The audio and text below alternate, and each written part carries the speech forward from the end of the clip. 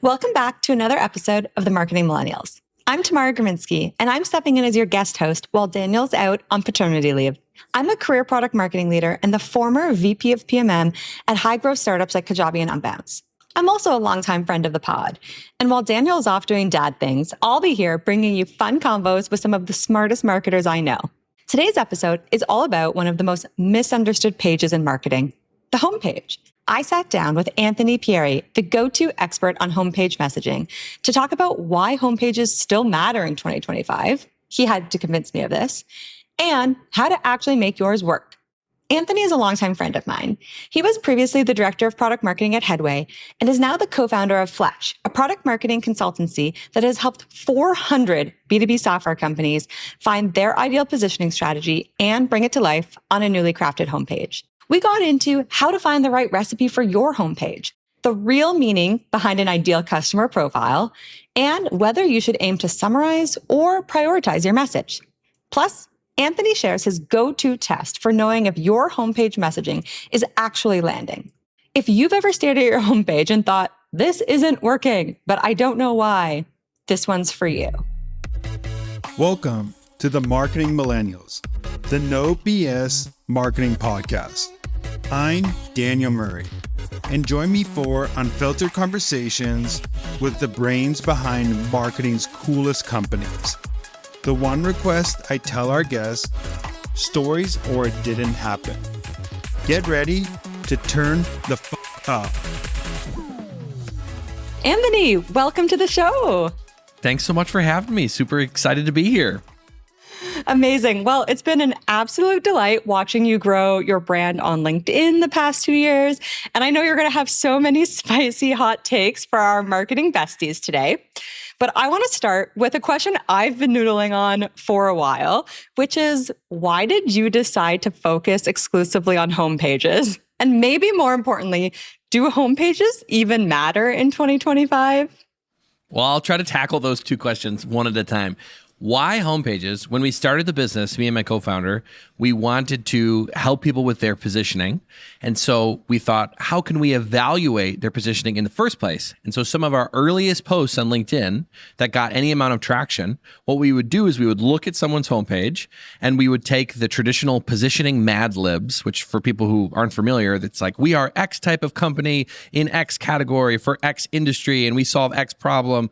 I probably should be using different letters now that I'm realizing, A, B, C or something, but you get the point. I understand. And so what we would do is we would look at people's homepages and we would color code each of those different parts of a positioning statement and see, can we find answers to all the questions on someone's website? And 9 times out of 10, we couldn't find any answers. No mention of the types of companies they work with, no mention of what problems they solve, no mention of how they're different, anything. And so we would post these mini audits to basically say, hey, you guys need to work on your positioning. And then people would come back to us and say, can you help me rewrite my homepage? And so we were like, maybe these things belong together. And so over time, it's formed into this whole service that we offer now, where we're specifically helping people figure out their positioning, answering those core questions. Who is our product for? What does it do? How does it help? All that type of stuff. And then giving it a home where it can live in a publicly accessible way. Most of the time when people do positioning exercises, they're as part of like a brand project or some sort of messaging audit or something from an internal product marketing person. And it lives in a Google Doc and it never gets seen again. And so for us, we're like, put it on the homepage. That way everyone can see it. The customers can see it. Your team can see it. Investors can see it. And all of a sudden positioning, which is normally this nebulous strategy thing, is now a very customer-facing asset for your whole company. And so that's why those two things ended up coming together. To answer your second question, do homepages even matter? We debated a long time because a lot of our initial customers were early stage startups, and a lot of them were selling to their network. And the people they were selling to might not even have looked at the homepage in the first place. And so the question was, well, is this even going to move the needle? If we put this on the homepage, spend all this time writing the homepage, they're not even going to see it. Again, we see the homepage just as a place for the strategy to live that is very easily accessible. But ideally, whatever narrative you land on should get repeated across all of your assets. It should be in your sales narratives, in your sales slide decks. It should be in the product onboarding. When people are logging into the product, they should be seeing those same elements. A company called Loom, who probably a lot of people are familiar with who are listening to this, records your screen, records yourself at the same time. They positioned it as a way to do quick updates for your team, and they positioned it against meetings. And so they were like, skip the meeting and send a Loom. And in the product, they have that same narrative that was on their homepage, where you would get in there, you'd run a bunch of Loom recordings, and then they would send you like summaries of like, hey, you saved 15 hours that would have been spent in meetings this week by sending these Looms. So for us, we're like, if the homepage, say in the age of AI, becomes irrelevant and no one cares, it's like, okay, we'll probably pivot to another asset that where these things can live. But I don't think it's going to go away or become not important, because the AI has to read something. Where are they going to find your information? You know, they're going to attach right to your database and go right to your source. Like, so this stuff needs to get fleshed out somewhere. And for us, we were like, what better place than your most accessible marketing asset? I love that. Well, first of all, I love hearing the story of how Fletch kind of came to be in terms of the product that you're offering today. And like a true product marketer, you listen to your customers. You were evolving and testing while you're getting product market fit. So that's fun. I actually haven't heard that story from you before.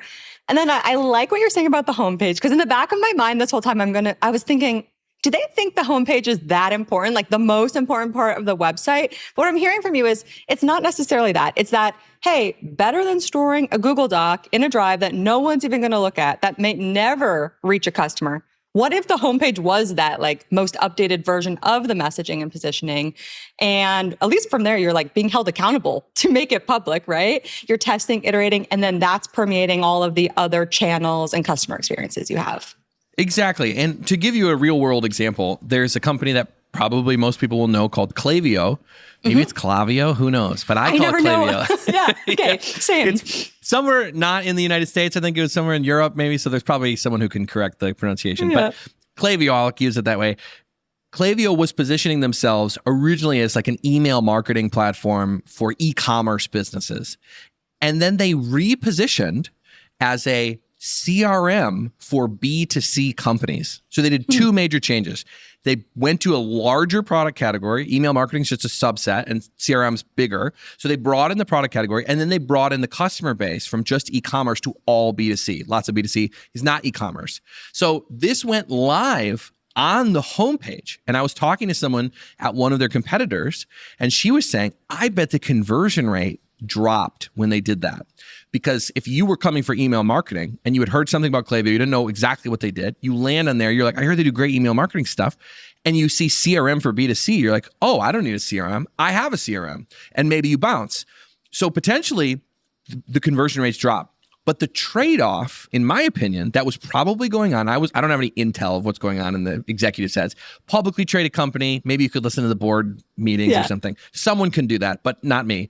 I'm going to keep extrapolating. But I'm imagining that the executives in this boardroom said, do we just launch with it or not? And the reason that they said yes was because they were fundamentally changing the company's positioning.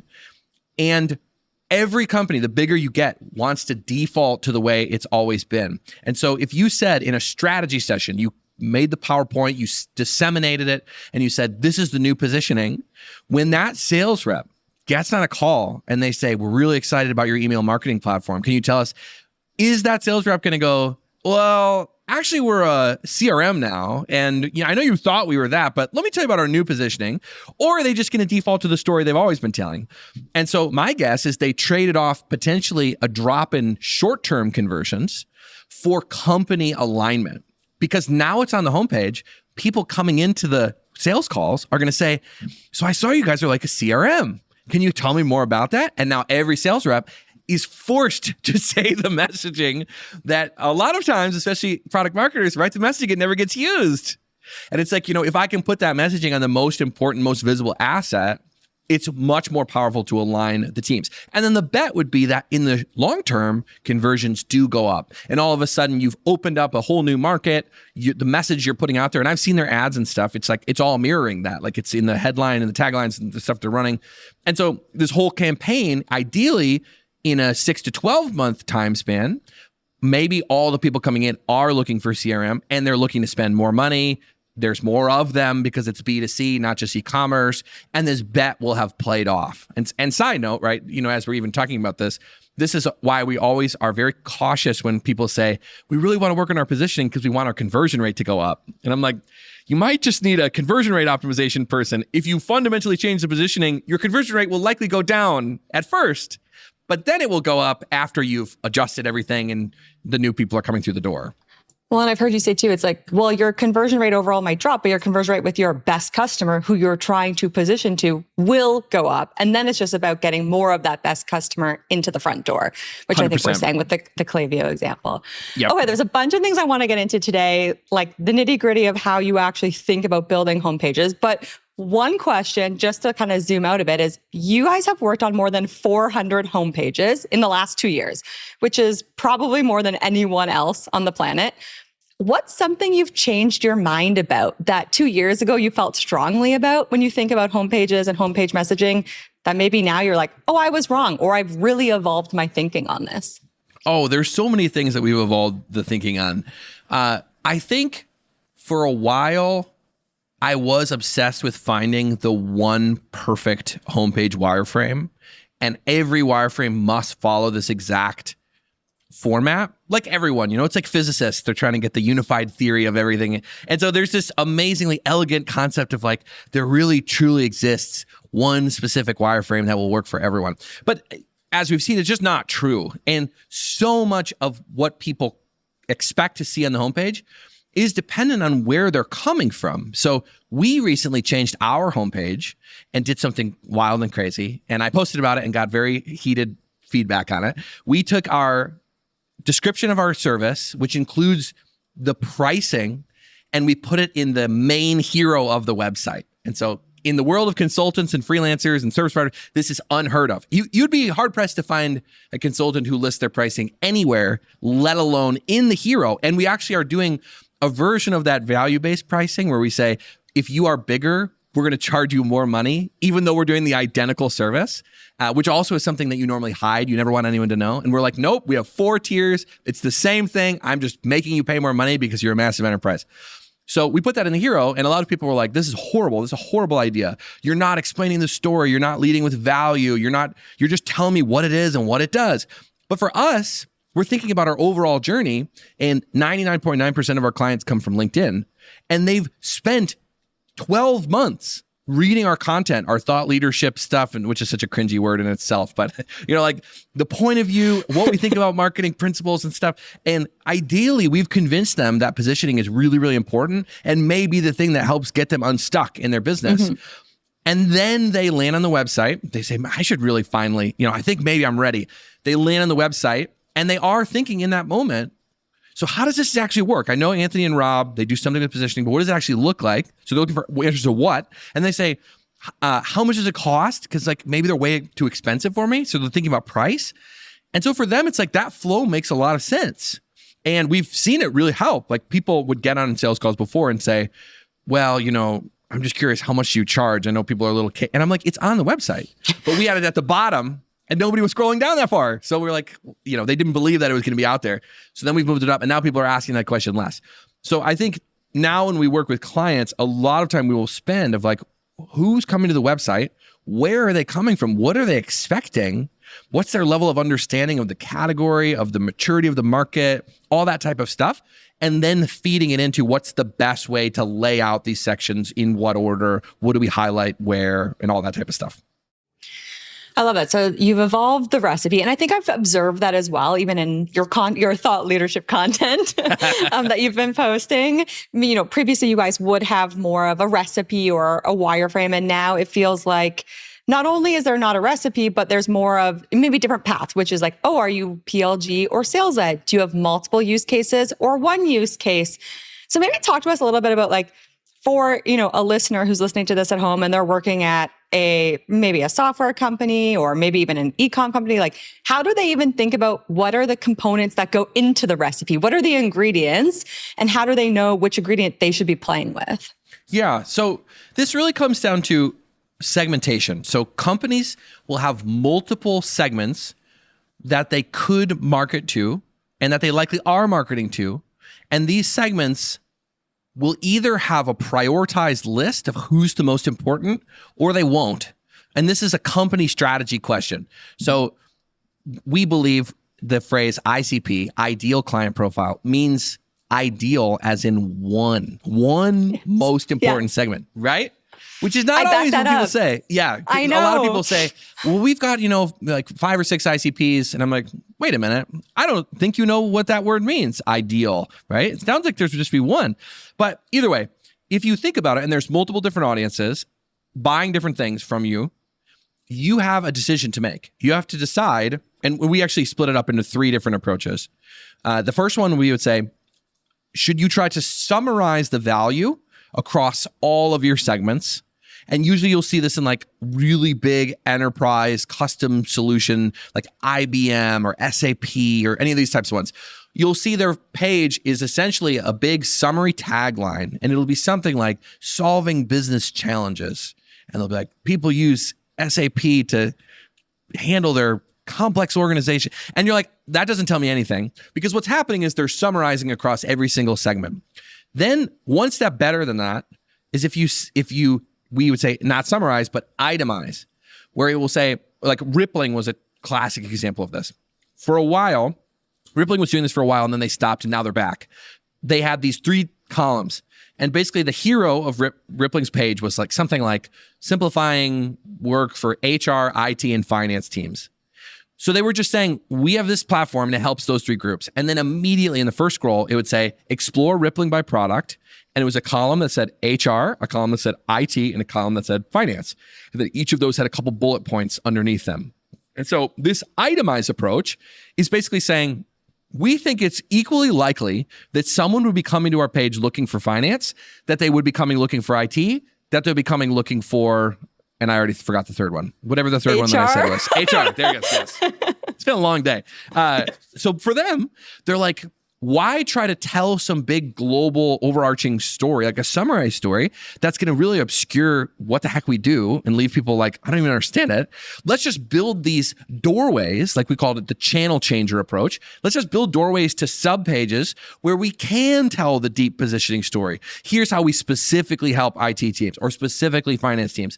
And they break it up even into sub products. So it's like this big menu. And now it's definitely way clearer than the summarize approach, because I can look at a glance and say, wow, there's all these things. But on the flip side, it's a little complicated for the viewer. They have to navigate your big Cheesecake Factory menu of all the different stuff that you do. And it really only makes sense if you really are getting, like in that example, those 3 big segments. Is it really 33, 33, 33 in terms of the revenue split? And a lot of times it's not, but maybe it's 33, 33, 33 in terms of the executives who want their department to be represented. And so a lot of times we see this because of the committee is like, well, if I can't have the whole story, then neither can Susie. And I'm fine if we just each get our column and our list, and that's how you end up with this middle one. The coolest one, and we think is usually the most effective, is in anytime there's a business where there is an actual ICP who's not, who's bringing in the bulk of the money or something like that, to treat them as such. And so not to summarize, not to prioritize, not to itemize, but to actually prioritize one of the segments. So you have summarize, itemize, and prioritize. In the prioritized version, you say, here's my argument for the main segment. You really nail it. And then underneath that, you say, and I also support this other segment and this other segment. And you start to whittle it down. Prime example of this, not a B2B SaaS example, but everyone will be familiar. Apple. When you go on Apple's homepage, the hero does not try to summarize the value of all their products. It's not like game-changing hardware, transformational, ecosystem experience. If you go on their page, it's not like, here's the menu of all of our different products. The page is literally like, here's the iPad. It just came out. You should buy it. Because in their cyclical release cycle, there is a different product with an ICP that is the most important for that little 2-month period or 1-month period. And they're constantly changing the hero always to reflect it. But you will see this also with other big companies like Adobe, for example. I don't know, $300 billion market cap, unbelievably big. They're usually leading with Creative Cloud. It's like, there it is. This is the main thing that we want people to buy. We have a bunch of other offerings, but those can all get sub priority. Stripe does the same thing. They position the payment suite first, And then underneath it, they start talking about like all sorts of other crazy things that they do. Incorporate your startup in Delaware. Here's our carbon removal product. Here's how you can add Bitcoin to your suite or whatever. But they will talk about payments. And there's a fun activity. If you take any B2B company, or really any company, you can say to ChatGPT or Gemini, what is this company known for in 1 to 2 words? And it will be that thing. And with Stripe, it will say payments. With Salesforce, it will say CRM. With Oracle, it will say databases. With Apple, it says the iPhone. And so everyone has a prioritized positioning that we think should be reflected in how you go to market and even in how you divide up a homepage. But, it takes guts. It takes people having executives who are upset, especially in a bigger company. And usually someone has to be a C-level title to be able to make that decision. No, I love that. And I believe in that. Like, obviously, big segmentation fan. I love telling one story for your best customer to make it abundantly clear. I always want that homepage to give them like a sense of belonging. That's kind of the words I use. So let's assume for someone listening, they've gotten that. They've gotten, the exec team to be on board. Yes, we're going to prioritize this segment. We're going to go with that prioritization method that you've talked about.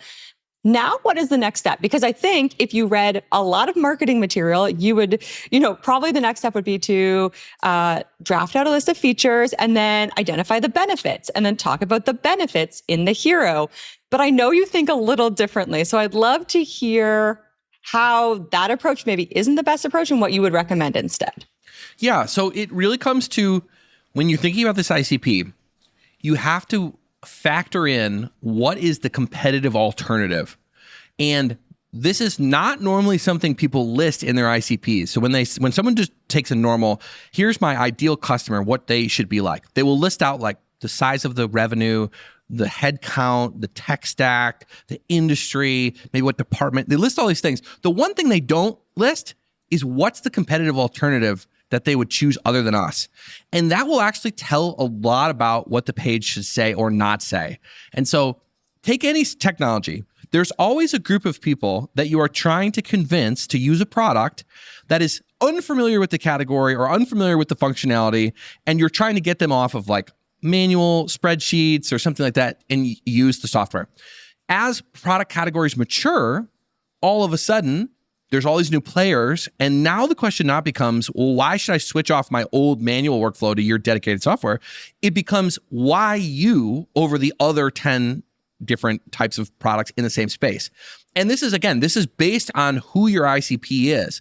And so like if you think of something like CRM, like we've been talking about, if you go to CRM, you could say, who do I want to sell CRMs to?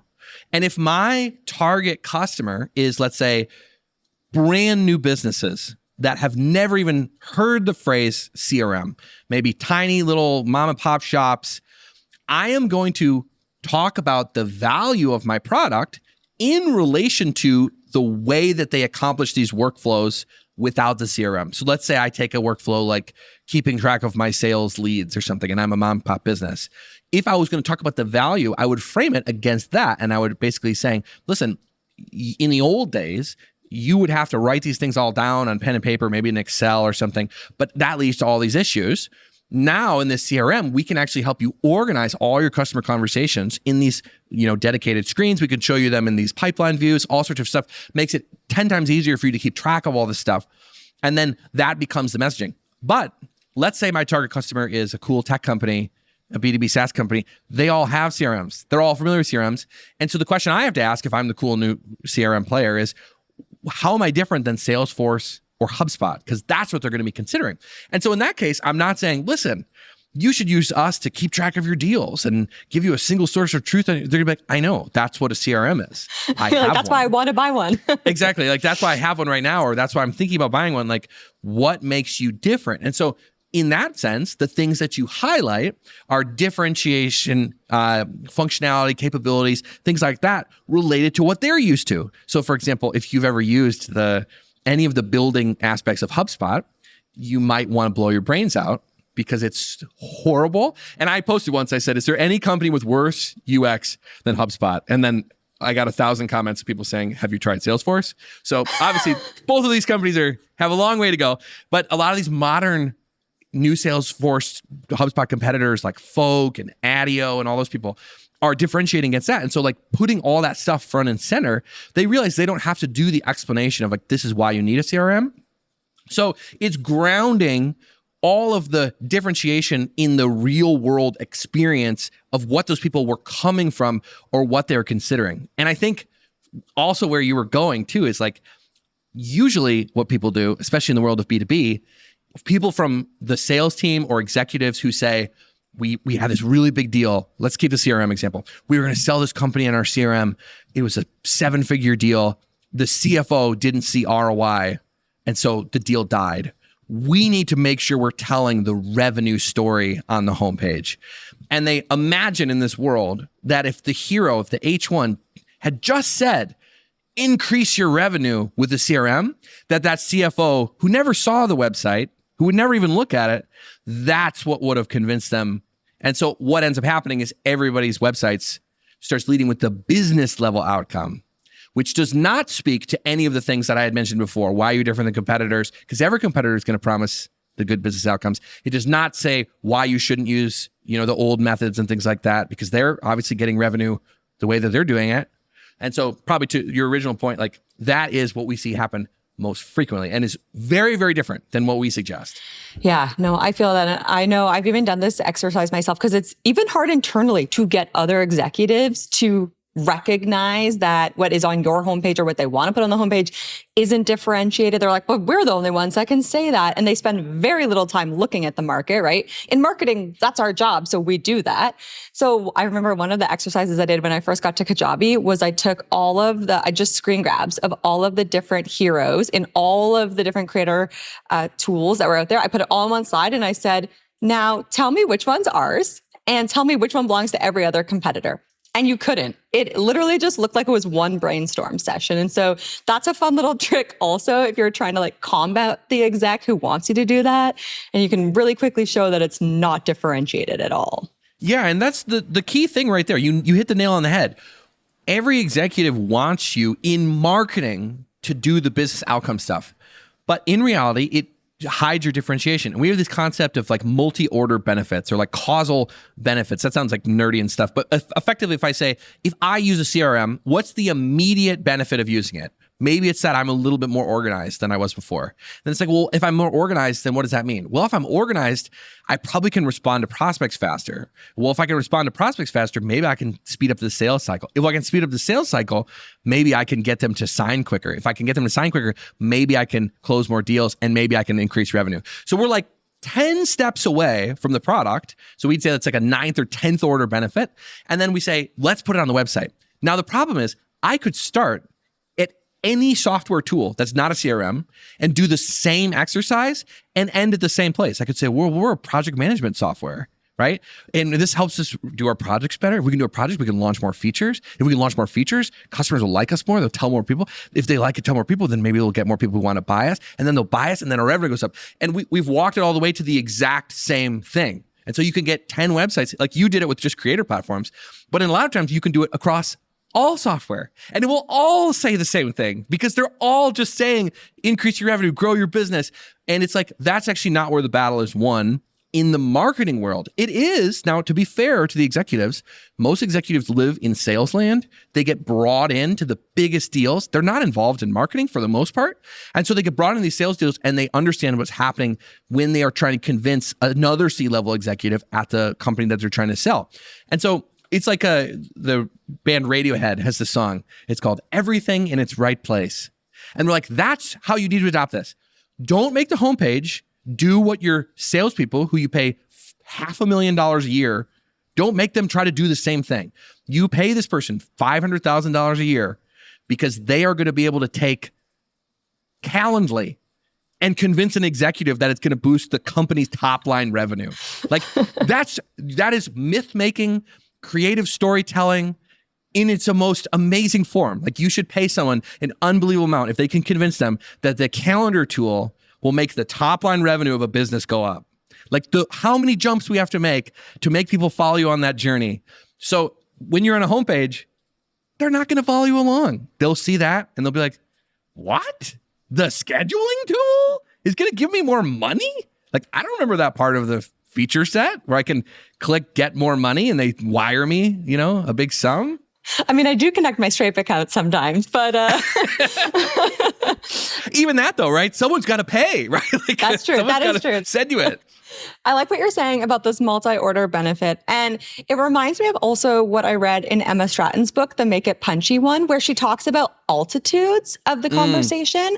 And I think that's what I'm hearing you say here, which is it's actually okay to have different benefits depending on who you're talking to. Yeah. And so it's almost like do the multi-order benefit exercise and then plot the key benefits that you want to focus on vertically. So at the very top, the highest altitude, that is that sales combo, right? That's when you are maybe talking to another executive. But for the average buyer who's coming to a website and like booking a demo or signing up for a trial, you probably need to be lower down in altitude, something a bit more concrete and tangible from a benefit perspective. For sure. And there's a guy that I follow on LinkedIn. His name's Nate Nasrallah, Nasralla. He wrote like the book on enterprise sales. And his whole argument is the strongest business case that you could make is one that you co-create with the champion who has already decided to enter into this 6-month, 12-month long sales process with you. And so even right there, if you say, we want to form this relationship, and then you and I are going to build this business case together. We're going to gather stakeholder requirements. We're going to figure out what everyone wants and build this thing together. All of us, you realize we have stepped out of marketing because marketing is one to many. And so if every business case with every champion is going to be different, how can marketing do that? And so even just in the fundamental thing of what you're trying to do, it's not going to work in your marketing because you don't have that champion to help you build it for the company's specific needs. Because even just saying we're going to grow your revenue doesn't actually appeal to every business because some businesses are like, that's actually not our problem. Like we have a different high-level business outcome that we're interested in. Maybe it's, efficiency or headcount or risk or something like that. Like they may be more interested if you can say, well, actually, this software is going to increase the efficiency of your team by 50% or whatever, some other business outcome. I love it. Okay, we're coming up to the end of our chat today. So I have 2 more questions that I wanted to make sure we hit. The first one is, if someone hasn't already taken away something they can use, what's like that one tip for marketers who are going to go and work on their homepage? Where's maybe the best place for them to start or your one piece of advice that you need them to hear? Yeah, the quickest win you can make is look at each section that has a headline and a body.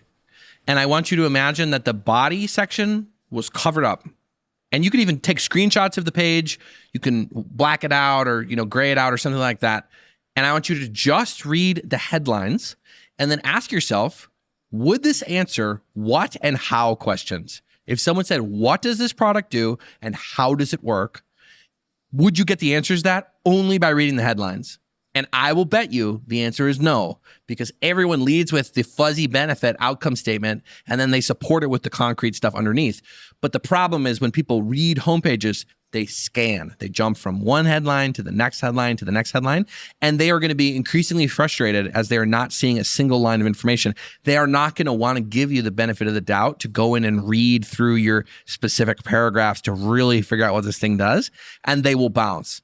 And so oftentimes a quick win is you can just take the part of the body that answers the what and how and just flip the order, put it in the headline and be like, this is the specific thing. And then you can add that little nice benefit into the sub. Because if we don't have this common understanding of what it is we're talking about, how it works, we actually can't care about the outcome it presents. And this comes from B2C land, taking principles of B2C and applying them to B2B, especially in software.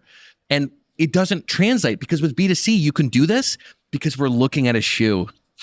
You don't need to tell me what a shoe is. I can see the shoe. So if you want to lead with all the cool, like you're going to be the coolest person around because of the shoe and it's going to make you so confident, like you can do that because I can see the shoe. But if I'm talking about, enterprise B2B software, I have no idea what it is. And your weird, abstracted away interface of like, and like the lines with the things going. And I'm like, I don't know what any of this means.